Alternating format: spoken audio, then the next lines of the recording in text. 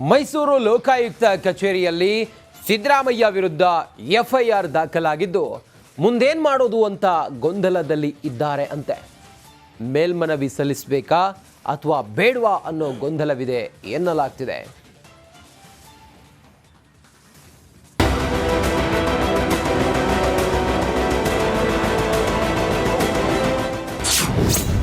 CM ವಿರುದ್ಧ FIR ದಾಖಲು, ಗೊಂದಲದಲ್ಲಿ ಸಿದ್ದು.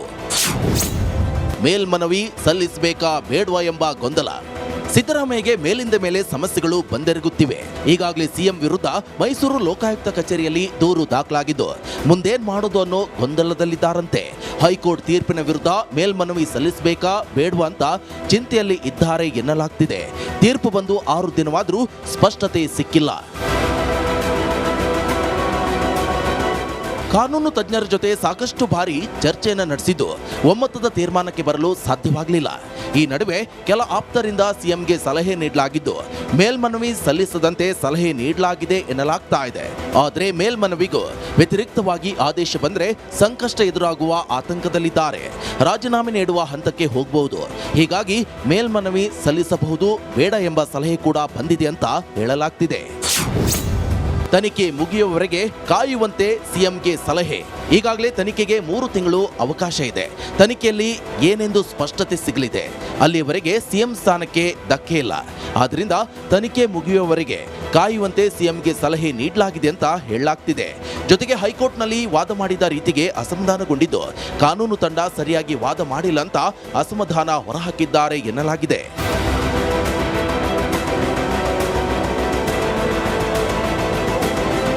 ಈ ಮಧ್ಯೆ ಸಿಎಂ ಸಿದ್ದರಾಮಯ್ಯ ವಿರುದ್ಧ ಇಡಿಗೆ ದೂರು ನೀಡಲಾಗಿದೆ. ಮೂಡ ಹಗರಣ ಸಂಬಂಧ ಸಾಮಾಜಿಕ ಕಾರ್ಯಕರ್ತ ಸ್ನೇಹಮಯಿ ಕೃಷ್ಣ ಅಧಿಕಾರ ದುರುಪಯೋಗ ಆರೋಪದಡಿ ದೂರು ನೀಡಿದ್ದಾರೆ. ಹೀಗಾಗಿ ಸಿದ್ದರಾಮಯ್ಯಗೆ ಎರಡೆರಡು ಸಂಕಷ್ಟ ಕಾದು ಕೂತಿದೆ. ಏನಾಗುತ್ತೆ ನೋಡಬೇಕು. ಬಸವರಾಜ್, ರಿಪಬ್ಲಿಕ್ ಕನ್ನಡ, ಬೆಂಗಳೂರು.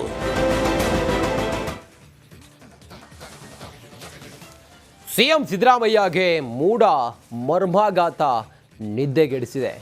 ಸಿಎಂ ಆಪ್ತರ ಜೊತೆ ಸಭೆ ಮಾಡಿದ್ರು. ಇತ್ತ ಬಿಜೆಪಿ ನಾಯಕರು ರಾಜೀನಾಮೆಗೆ ಪಟ್ಟು ಹಿಡಿದಿದ್ದಾರೆ.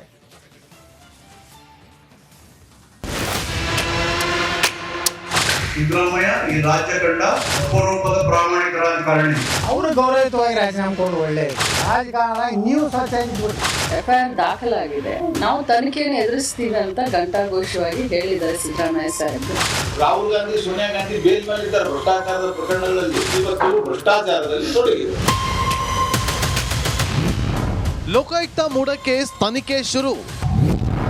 ಎಸ್ಪಿ ಉದೇಶ್ ನೇತೃತ್ವದಲ್ಲಿ ಹೈ ವೋಲ್ಟೇಜ್ ಸಭೆ. ಸಿಎಂ ಸಿದ್ದರಾಮಯ್ಯ ನಡೆ ಇನ್ನೂ ನಿಗೂಢ.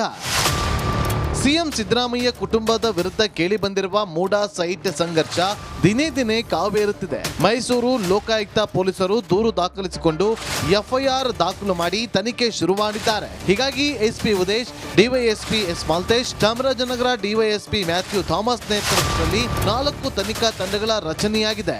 ಎಲ್ಲ ಅಧಿಕಾರಿಗಳ ಜೊತೆ ಇವತ್ತು ಲೋಕಾಯುಕ್ತ ಎಸ್ಪಿ ಸಭೆ ನಡೆಸಿದ್ರು. ದಾಖಲೆಗಳ ಪರಿಶೀಲನೆ ನಡೆಸಿದ ಅಧಿಕಾರಿಗಳ ತಂಡ ಒಂದೆರಡು ದಿನ ದಾಖಲೆ ಪರಿಶೀಲಿಸಿ ತನಿಖೆಯನ್ನ ಆರಂಭ ಮಾಡಲಿದ್ದಾರಂತೆ. ಈ ಮಧ್ಯೆ ಎಫ್ಐಆರ್ ದಾಖಲಾದರೂ ಸಿಎಂ ಸಿದ್ದರಾಮಯ್ಯ ನಡೆ ಮಾತ್ರ ನಿಗೂಢವಾಗಿದೆ. ಇಂದು ಸಿಎಂ ಮೈಸೂರು ನಿವಾಸಕ್ಕೆ ನಗರಾಭಿವೃದ್ಧಿ ಸಚಿವ ಬೈರತಿ ಸುರೇಶ್ ಹಾಗೂ ಕಾನೂನು ಸಲಹೆಗಾರ ಪೊನ್ನಣ್ಣ ಭೇಟಿ ನೀಡಿ ಮಾತುಕತೆ ನಡೆಸಿದ್ದಾರೆ.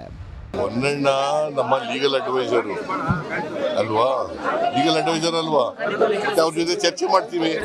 ದಿನ ಚರ್ಚೆ ಮಾಡ್ತೀನಿ ನಾನು. ಪೊನ್ನಣ್ಣ ವಿಶೇಷವಾಗಿ ಬಂದಿಲ್ಲ.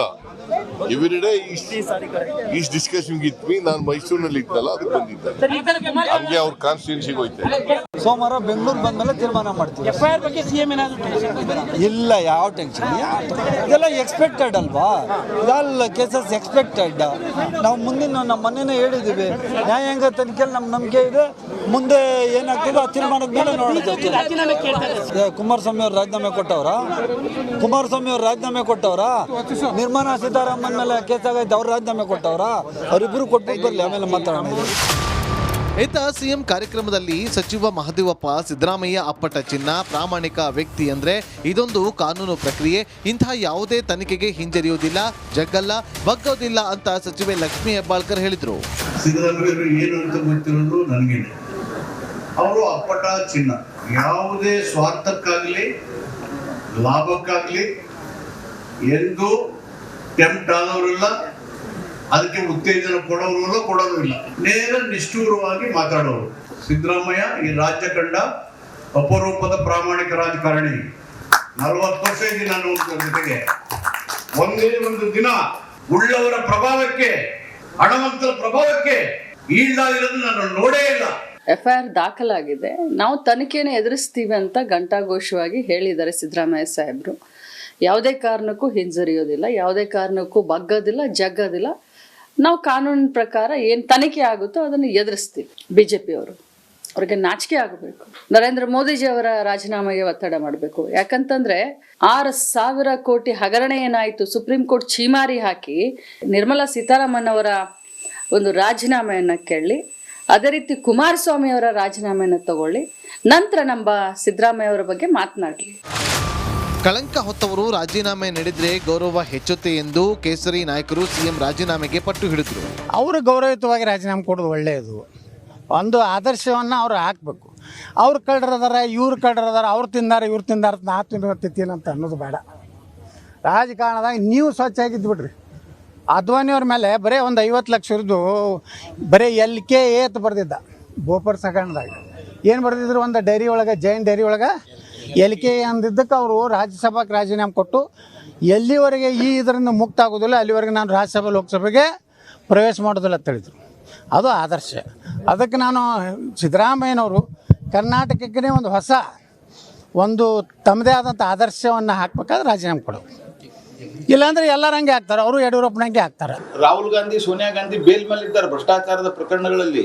ವಾದ್ರಾ ಮೇಲೆ 108 ಕೇಸುಗಳಿದಾವೆ ಭೂ ಅಕ್ರಮದ್ದು. ಎಂಟೈರ್ ಹೈಕಮಾಂಡ್ ಇಟ್ ಸೆಲ್ಫ್ ಇವತ್ತು ಭ್ರಷ್ಟಾಚಾರದಲ್ಲಿ ತೊಡಗಿದೆ. ಹಾಗಾಗಿ ಭ್ರಷ್ಟಾಚಾರದಲ್ಲಿ ತೊಡಗಿರುವುದರಿಂದ ಹೈಕಮಾಂಡ್ ಹೇಳಿದ್ರೆ ಅವ್ರು ಹೇಳ್ತಾರೆ ನಿಮ್ಮ ಎಲ್ಲನೂ ತೆಗಿತೀನಿ ಅಂತ ಹೇಳ್ತಾರೆ ಅವ್ರು ಅಷ್ಟೇ. ಸಿದ್ದರಾಮಯ್ಯ ಹೈಕಮಾಂಡ್ ಕಮಾಂಡ್ ಇಲ್ಲ, ಲೋನು ಇಲ್ಲ. ಅದು ಇನ್ನು ಒಂದು ಕಡೆ ಲೋಕಾಯುಕ್ತ ತನಿಖೆ ಮೇಲೆ ನಂಬಿಕೆ ಇಲ್ಲ ಎಂದು ಸ್ನೇಹಮಯಿ ಕೃಷ್ಣ ಹೇಳ್ತಾ ಇತ್ತು. ಸೋಮವಾರ ಹೈಕೋರ್ಟ್ಗೆ ಅರ್ಜಿ ಸಲ್ಲಿಕೆ ಮಾಡಲಿದ್ದಾರಂತೆ. ಈವರೆಗೂ CM ಸಿದ್ದರಾಮಯ್ಯ ಜನಪ್ರತಿನಿಧಿಗಳ ಕೋರ್ಟ್ ಆದೇಶ ಪ್ರಶ್ನಿಸುವ ಕೆಲಸವನ್ನು ಮಾಡಿಲ್ಲ, ಜೊತೆಗೆ ಜಾಮೀನು ಅರ್ಜಿಯನ್ನ ಸಲ್ಲಿಕೆ ಮಾಡಿಲ್ಲ.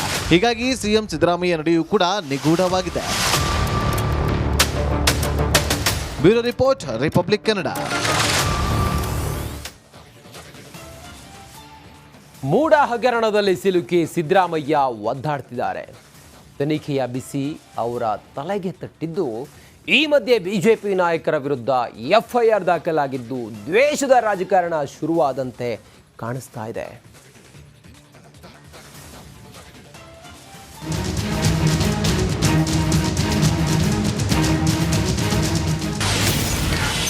ರಾಜ್ಯದಲ್ಲಿ ನಡೀತಿದ್ಯಾ ದ್ವೇಷದ ರಾಜಕಾರಣ? ಬಿಜೆಪಿ ನಾಯಕರ ವಿರುದ್ಧ FIR ದಾಖಲು.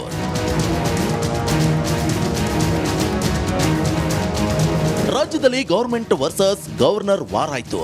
ಇದೀಗ ರಾಜ್ಯ ಸರ್ಕಾರ ವರ್ಸಸ್ ವಿಪಕ್ಷ ನಾಯಕರ ನಡುವೆ ವಾರ್ ಶುರುವಾದಂತಿದೆ.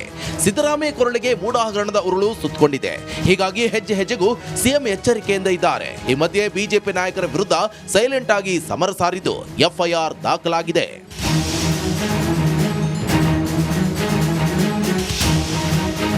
ಕಾಂಗ್ರೆಸ್ ಸರ್ಕಾರಕ್ಕೆ ದೋಸ್ತಿ ನಾಯಕರೇ ಟಾರ್ಗೆಟ್ ಆಗಿದ್ದಾರೆ.